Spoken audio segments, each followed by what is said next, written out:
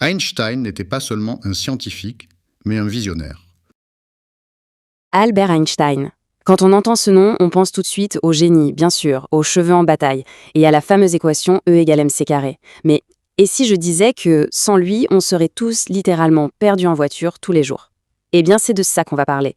On va découvrir ensemble cet architecte, un peu invisible, de notre monde moderne, et voir comment ces idées, qui ont plus de 100 ans, sont toujours au cœur de notre quotidien. Alors oui, cette question peut paraître surprenante, mais c'est vraiment le point de départ de tout.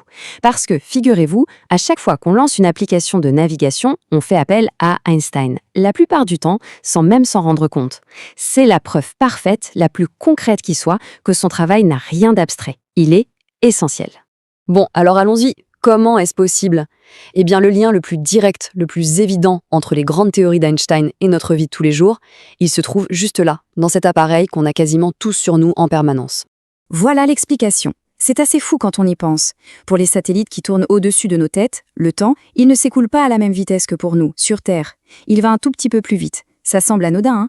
Sauf que sans les corrections issues tout droit de la relativité d'Einstein, cette petite différence de temps créerait un décalage énorme. On parle de presque 10 km d'erreur par jour.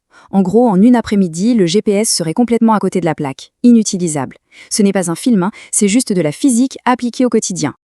Ok, mais comment a-t-il pu prédire un truc pareil? Pour vraiment comprendre comment le GPS fonctionne, il faut faire un petit retour en arrière.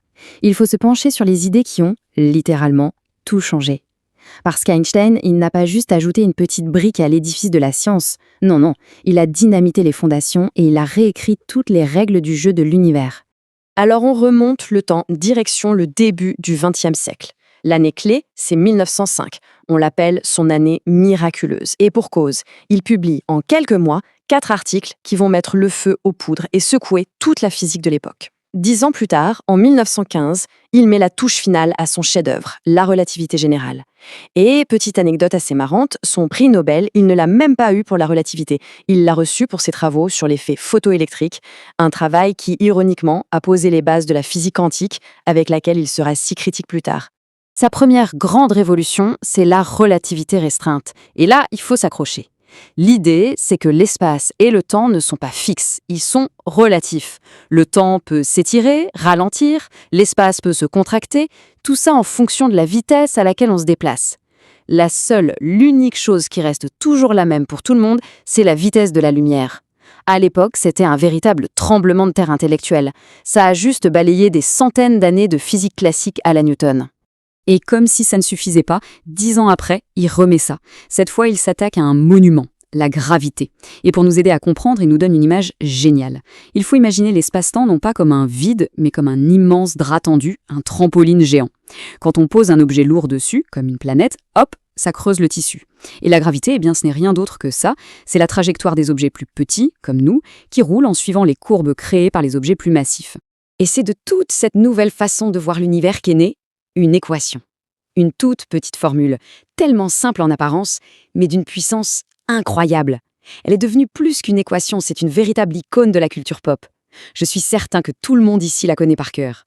Évidemment, E égale mc². Voilà, 3 lettres, un chiffre, c'est tout. Et pourtant, cette petite équation a complètement redéfini notre compréhension de la matière et de l'énergie. Sa simplicité est presque trompeuse, elle cache une réalité vertigineuse. Mais alors, concrètement, qu'est-ce que ça veut dire, E égale mc²?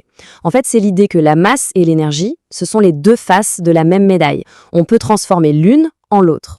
Et le c² dans l'histoire, la vitesse de la lumière au carré, c'est un chiffre absolument gigantesque. Ce qui veut dire qu'une toute petite, minuscule quantité de masse peut libérer une quantité d'énergie colossale. C'est ni plus ni moins le secret de l'énergie des étoiles, comme notre Soleil, et c'est aussi le principe de base de l'énergie nucléaire. Maintenant, il faut être clair. La science, ce n'est jamais l'œuvre d'un génie isolé dans sa tour d'ivoire. Einstein, aussi brillant soit-il, a dû débattre, argumenter, se confronter aux autres géants de son temps. Et ces discussions, qui étaient parfois vraiment houleuses, ont été tout aussi importantes que ses propres équations. Et son plus grand, on va dire, rival intellectuel, c'était le physicien danois Niels Bohr.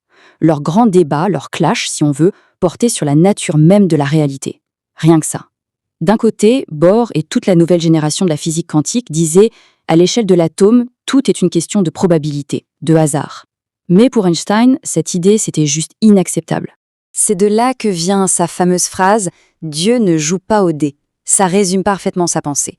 Pour lui, ce chaos, ce hasard apparent du monde quantique, ça ne pouvait pas être la vérité ultime. Il devait y avoir des règles cachées, un ordre sous-jacent.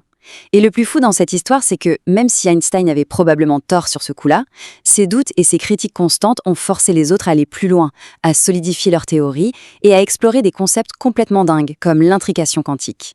Bon, après ce petit détour par les grands débats philosophiques de la physique, revenons à nos moutons, revenons au concret.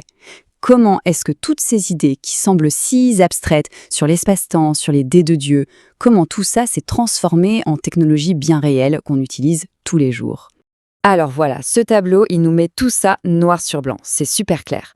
On prend la relativité générale. Sans elle, pas de GPS précis. C'est aussi simple que ça. On prend l'effet photoélectrique, ce pourquoi il a eu son Nobel, eh bien c'est le principe de base derrière les panneaux solaires et même les lasers. Et puis, le fameux E égale mc carré. Bien sûr, il y a l'énergie nucléaire, mais on le retrouve aussi dans des domaines qu'on soupçonne moins, comme l'imagerie médicale de pointe avec les scanners TEP. Et attention, l'histoire est loin d'être terminée. L'héritage d'Einstein, ce n'est pas juste un truc du passé qu'on admire dans un musée. Pas du tout.